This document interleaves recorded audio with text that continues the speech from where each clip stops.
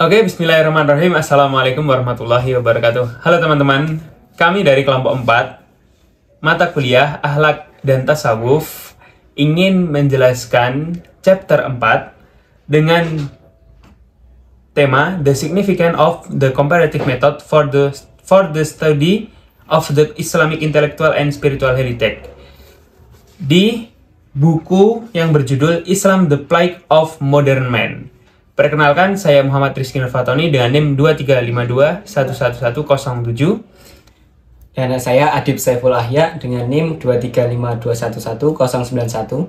Dan saya Dehan Ramadan dengan NIM 235211093. Ya, teman-teman semuanya, di sini saya ingin membahas bab ini, yaitu pentingnya metode perbandingan komparatif metode dalam memahami warisan intelektual dan spiritual Islam. Terutama bagi dunia barat, metode ini tidak hanya membantu dalam menjelaskan tradisi Islam kepada orang barat, tetapi juga memberikan manfaat bagi umat muslim yang terpengaruh oleh pendidikan modern dan pemikiran kebarat-baratan. Yang pertama, yaitu relevansi metode perbandingan. Metode perbandingan adalah cara yang tepat untuk esensi pemikiran Islam, terutama dalam konteks sejarah dan filsafat. Meskipun tidak diperlukan bagi muslim yang ingin memahami tradisi mereka sendiri, metode ini bisa menjadi alat yang berguna bagi mereka yang memiliki latar belakang pendidikan modern. Dan selanjutnya ada transformasi warisan filosofis. Yang kedua, yaitu Islam bertindak sebagai jembatan antara berbagai tradisi pemikiran seperti filsafat Yunani, Alexandrian, Persia, dan India. Pemikiran Yunani misalnya diintegrasikan ke dalam filsafat Islam dan mengalami transformasi yang signifikan melalui para pemikir muslim seperti Al-Farabi, Ibnu Sina, dan Suhrawardi.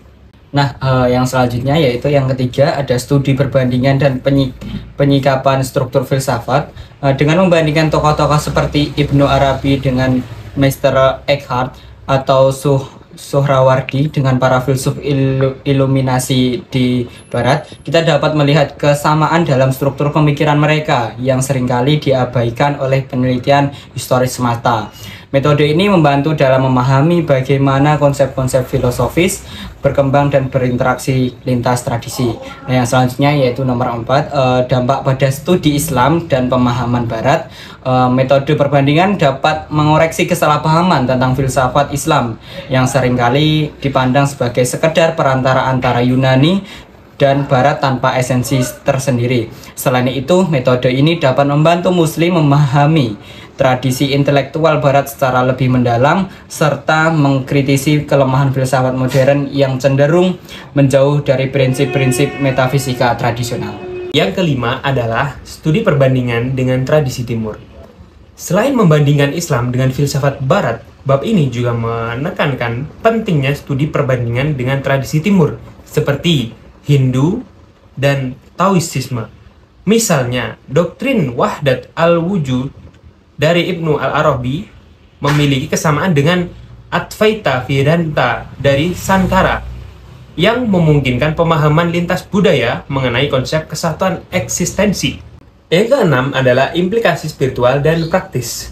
Studi perbandingan tidak hanya berfungsi sebagai alat akademis, tetapi juga sebagai sarana untuk mengungkapkan kebenaran spiritual yang lebih mendalam. Dengan menerapkan metode ini dalam memahami aspek sufisme dan pencapaian genosis atau ma'rifah, manusia modern dapat menemukan kembali dimensi spiritual yang hilang dalam kehidupan kontemporer.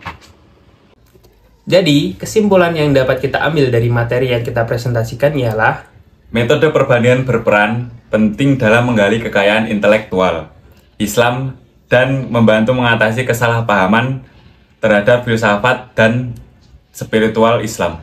Nah, dengan mengaplikasikan metode ini, baik muslim maupun non-muslim dapat memperoleh pemahaman yang lebih mendalam tentang hubungan antara berbagai tradisi, pemikiran, serta menemukan solusi bagi krisis spiritual manusia modern.